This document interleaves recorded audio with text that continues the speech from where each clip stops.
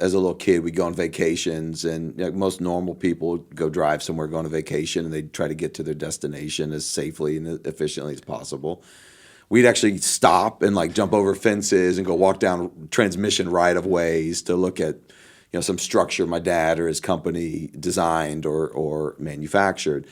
Looking back on that, I'm sure that had an impact on saying, look at this a cool critical infrastructure that's all around us.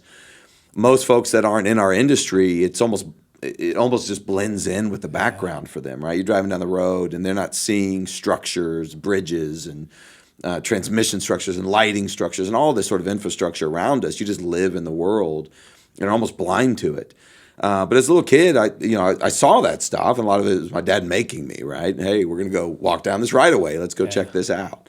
And I always thought that was somewhat fascinating. And as I got older, I realized, the critical infrastructure business is not going anywhere, right? It's a very safe place to start a company because people like having their power on, like flip a switch and the power comes on.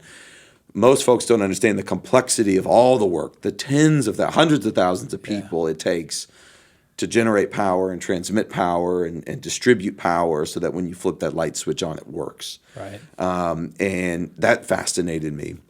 And I just enjoy being in a market or an industry that is somewhat resistant to ebbs and flows economically, right? People need power, people need water, people need these kind of critical things.